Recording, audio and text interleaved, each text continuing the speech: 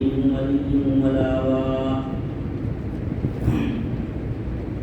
صلی اللہ کے نام سے جو بے انتہا مہربان و رحم فرمانے والا ہے۔ اے نبی صلی اللہ علیہ وسلم، جن لوگوں کو ہم نے پہلے کتاب دی تھی وہ اس کتاب سے جو ہم نے تم پر نازل کی ہے خوش ہیں، اور مختلف گروہوں میں کچھ لوگ ایسے بھی ہیں جو اس کی بعض باتوں کو نہیں مانتے۔ تم صاف کہہ دو کہ مجھے تو صرف اللہ کی بندگی کا حکم دیا گیا ہے، اور اس سے منع کیا گیا ہے کہ کسی کو اس کے ساتھ شریک ٹھہراؤں، لہذا میں اسی کی طرف دعوت دیتا ہوں اور اسی کی طرف میرا رجوع ہے۔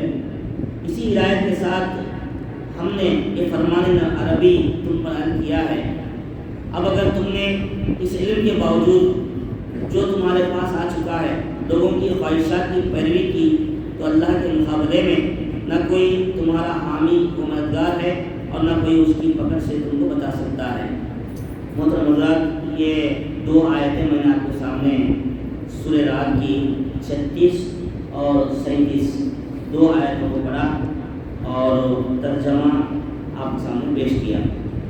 اس سے پہلی والی آیت میں جنت کا تعارف کرایا گیا تھا اور جنت کس کو ملنے والی ہے وہ بھی وضاحت کیا گیا تھا، یعنی متقی اور پرہیزگار لوگوں کو جنت ملے گی، اور جو لوگ انکار کرنے والے ہوں گے، کافر ہوں گے، ان کو دوزخ دیا جائے گا۔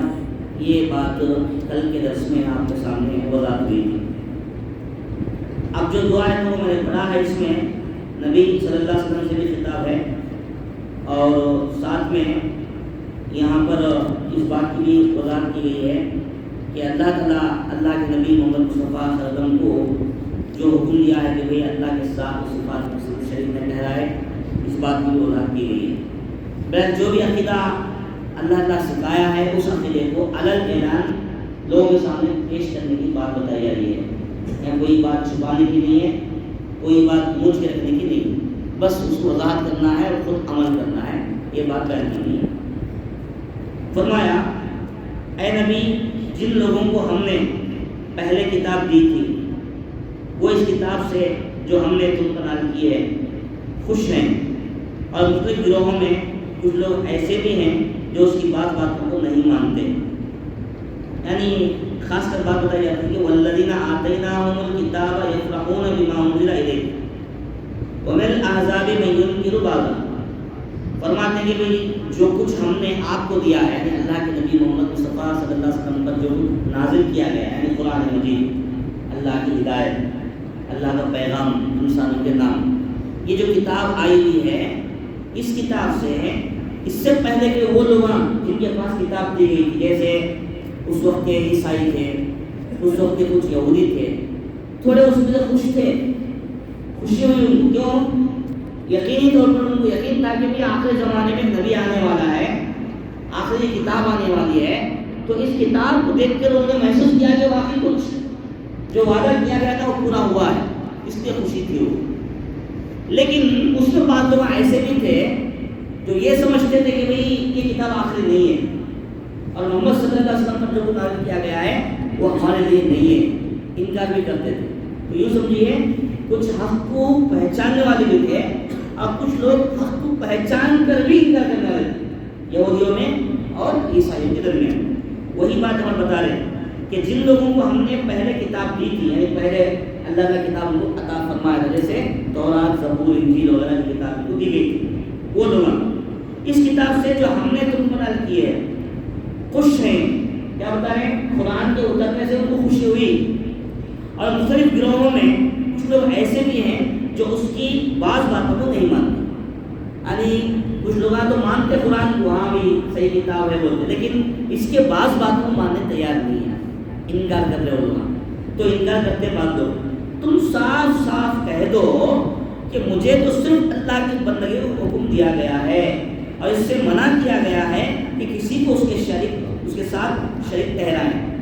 یعنی اللہ کے نبی کو خطاب کرتے ہوئے کہا گیا کہ بھئی یہ لوگ انکار کر رہے ہیں، بعض مانتے بعض نہیں مانتے، بعض باتوں کو ماننے تیار ہے، بعض باتوں کو ماننے تیار نہیں، تو ان سے کہہ دو کہ مجھے تو حکم دیا گیا کہ میرا یہ عقیدہ ہے، میرا عقیدہ یہ ہے کہ میں صرف اور صرف اللہ کی بندگی کرو اور اس کے ساتھ کسی کو شریک کرنے سے مجھے منع کیا گیا ہے. یعنی یہ اعلان کرنے کی تعلیم یہاں پر دی جا رہی. تو یہ سمجھیے اس زمانے میں یعنی مکے والے بھی کچھ لوگ اللہ کے نبی کے پاس آئے, بولے کہ اے محمد صلی اللہ علیہ وسلم آپ تھوڑے ہمارے دین کے باتوں کو مانو, آپ کے دین کی ذرا باتیں ہم مان لیں, کمپرومائز کر لیں گے. بولے تو کہا گیا کہ نہیں, میرا دین میرے ساتھ, تمہارا دین تمہارے ساتھ. کیا بولتے ہیں؟ میرا دین میرے ساتھ, تمہارا دین تمہارے ساتھ. میں تمہارے باتوں کو میں نہیں مان سکتا, میرے باتوں کو تم نہیں مان سکتے. مجھے حکم دیا گیا ہے کہ میں ایک اللہ کی بندگی کروں. میں تمہارے معبودہ کے مطلب کو کبھی مان نہیں سکتا, میں ان کی بات نہیں کر سکتا, بندگی نہیں کر سکتا. یہی بات تو یہاں اللہ سے بیان کی جاتی ہے. کہا گیا کہ مجھے تو صرف اللہ کی بندگی کا حکم دیا گیا ہے. مجھے کیا حکم دیا گیا؟ اللہ کی بندگی کا. دیکھیے یہ سمجھنے کی بات ہے کہ اللہ کی بندگی کا مطلب کیا ہوا؟ زندگی بھر آدمی اپنے آپ کو اللہ کے حوالے کر لینا, اللہ کیا حکم دے رہا اس کی پابندی کرنا, جن باتوں سے منع کیا ہے اس سے رک جانا. اس کو ماننے کا نام کیا ہے؟ عبادت ہے. اور اس کے مطابق پابندی کرنا, عمل کرنا. آدمی کیا ہے, دل میں مان لے تو میں عمل سے نہیں کرتا تو انہیں کامیاب نہیں ہو سکتا. دل سے بھی ماننا, عمل سے بھی کیا کر کے دکھانا, یہ دو چیزیں ہم کو سمجھنے کی بات ہے. تو مجھے کیا حکم دیا گیا کہ صرف اللہ کی بندگی کرنا, اللہ کے علاوہ کسی اور کی بندگی نہیں. دیکھیے اسی کو بولتے ہیں, یعنی جیسی بندگی اللہ کی ہونی چاہیے ویسی کسی اور کی کر رہے تو شرک, کسی اور کی بندگی آپ کو نہیں کرنا ہے. اور اس سے منع کیا گیا ہے کہ کسی کو اس کے ساتھ شریک ٹھہرا ہوں, یعنی عبادت میں کسی اور کو شریک ٹھہرا کرنا مناسب نہیں ہے, یہ شرک میں آتا ہے. جیسے آپ اللہ کو اپنا خالق مان لیے, اپنا مالک مان لیے, اور اللہ کا حقیقی خالق ہے, حقیقی رب ہے, وہی ہم کو پالتا ہے, وہی ہم کو پیدا کیا ہے. قرآن مجید میں اس سے مخاطب فرماتے ہیں کہ آدمی اللہ کو ایک مانے, یعنی ایک مانے مطلب اس کی بندگی کرے اور اس کے ساتھ کسی کو شریک نہ ٹھہرائے. کیوں؟ اس لیے کہ وہ خالق ہے, اس کو خالق مان لے. اللہ کا خالق ہے, مخلوق کی بندگی نہیں ہو سکتی, خالق کی بندگی ہونا. فرمایا اس کے ساتھ شریک ٹھہراؤں, اسے منع کیا گیا ہے. لہذا میں اسی کی طرف دعوت دیتا ہوں اور اسی کی طرف میرا رجوع ہے. یعنی میرا کام وہی بات, اللہ کو ایک مانتا ہوں, اس کی بندگی کرتا ہوں, تو اسی کی طرف لوگوں کو دعوت دینا. تو دین کا کام کرنے میں دوسرے باتیں بولتا ہوں, لیکن دین کی حقیقی توحید کی بات نہیں بولتا ہوں تو میں داعی نہیں ہوں. میرے دعوت کا کام, دین کی دعوت کا کام, پہلا کیا کام ہے؟ لوگوں کو شرک سے بچانا, لوگوں کو شرک سے بچانا. توحید ماننے پر کیا ہے تو دعوت دینا, توحید ماننے تک ان کے پیچھے کام کرتے رہنا, یہ ہمارا کام ہے. فرمایا لہذا اسی طرح میں دعوت دیتا ہوں اور اسی طرح میرا رجوع ہے. رجوع کا مطلب کیا ہوا؟ میں لوٹ کے اسی طرف جانے والا. یہ پیغام دیا رہا ہے. مطلب کیا ہے؟ میں کہیں بھی جاؤں گا تو اللہ کی بندگی کروں گا, اللہ کے ذات و صفات سے اور کو شریک نہیں کروں گا. یہ پیغام سمجھایا گیا. یہ خاص بات کا جواب ہے جو اس وقت کے مخالفین کی طرف سے کہی جا رہی تھی. ایک خاص بات تھی, اس کا جواب یہاں پر دیا گیا. وہ لوگ کہتے تھے کہ اگر صاحب واقعی تعلیم لے کر آئے ہیں جو پچھلے انبیاء لائے تھے جیسا کہ ان کا دعویٰ ہے, تو آخر کیا بات ہے کہ یہود و نصارہ جو پچھلے انبیاء کے پیرو ہیں آگے بڑھ کر کا استقبال نہیں کرتے. اس پر فرمایا جا رہا ہے کہ ان میں سے بعض لوگ اس پر خوش ہیں اور بعض لوگ ناراض ہیں. مگر اے نبی صلی اللہ علیہ وسلم, خواہ کوئی خوش ہو یا ناراض ہو, تم صاف صاف کہہ دو کہ مجھے تو خدا کی طرف سے یہ تعلیم دی گئی ہے اور میں بہرحال اس کی پیروی کروں گا. یعنی معلوم یہ ہوا کہ مکے والے پوچھتے رہے, آؤ بھائی محمد صلی اللہ علیہ وسلم سچے نبی ہیں, ان کے اوپر کتاب اتری ہے, یہ یقیناً دعوت دے رہے ہیں, تو اس سے پہلے بھی اللہ کا کتابیں اتارا تھا نا. وہاں پر کیا ہے, یہودی ہیں, عیسائی ہیں, وہ بھی تو پہلے کتاب والے تھے. پھر انہوں لوگ کہیں کو آ کے نہیں مان رہے, کہیں کو ان کی بات قبول نہیں کر رہے, کہیں کو اول نہ آ رہے نہیں, یہ سوال کرتے تھے. تو اس کا جواب دیا گیا کہ انہیں کے بعد لوگ خوش ہیں اور بعض لوگ خوش نہیں ہیں. اب وہ لوگ خوش رہتے نہیں رہتے, ان کا ماننا نہ ماننا ہمارے لیے کیا ہے, کوئی دلیل نہیں.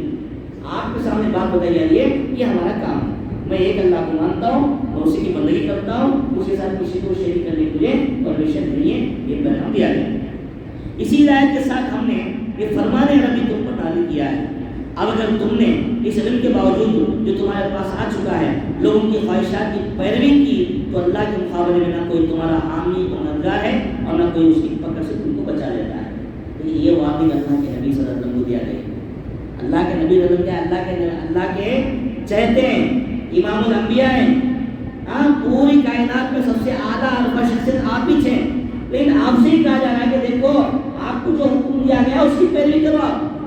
اگر ذرہ بھی اس میں کوتاہی کریں گے یا کچھ مکس کریں گے یا کوئی اور چیز لا کر آپ اس میں شامل کریں گے تو آپ کو پکڑا جائے گا اور اللہ کی پکڑ سے آپ کو کوئی بچا نہیں سکتا. یہ پیغام یہ پوائنٹ کی بات یہ سمجھنے کی ہے کہ اللہ کے نبی کو بھی کہا جا رہا ہے کہ بھائی اگر آپ بھی اگر ایسا کر دیے تو آپ کو بھی نہیں پکڑ چھوڑا جائے گا. حالانکہ اللہ کے نبی صلی اللہ علیہ وسلم کیا ہے, معصوم من الخطا ہے. آپ سے کوئی غلطی صدر ہو ہی نہیں سکتی, کوئی غلطی آپ کر ہی نہیں سکتے. پھر بھی اللہ کے نبی کو کیا ہے یہاں پر کہا جائے گا. مطلب کیا ہوا, وہی کا معاملہ اتنا سخت ہے اس لیے پابندی کرنے کے واسطے کیا یہاں پر تعلیم دی گئی. تو اللہ کے نبی کو جو یہ بات بتائی گئی ہے تو اس بات کے ذریعے قیامت تک آنے والے لوگوں کو کہا جا رہا ہے کہ جب نبیوں کچھ کیا ہے ایسے غلطی کرنے پر بخشا نہیں جا سکتا, تو اگر آپ کریں گے تو آپ کو نہیں چھوڑا جائے گا, آپ بھی بچ نہیں پائیں گے. آپ کا کوئی معبود آپ کو آگے بچانے والا نہیں ہے. جن کی بھی آپ کیا بولتے ہیں عبادت کرتے تھے ان کو پکاریں گے تو وہ آگے آپ کو نہیں بچا سکیں گے. لہٰذا ایک اللہ کو مان لو, ایک اللہ کی توحید کو قبول کر لو, اسی کی بندگی کرو, اس کے ساتھ اس کو شریک نہ کرو. اس میں آپ کے لیے کامیابی ہے. تو اللہ سے دعا ہے کہ اللہ تعالیٰ مجھے اور آپ کو ان دونوں آیتوں کو بہت اچھی طرح سمجھنے اور پڑھنے اور سمجھنے کی توفیق عطا فرمائے اور عمل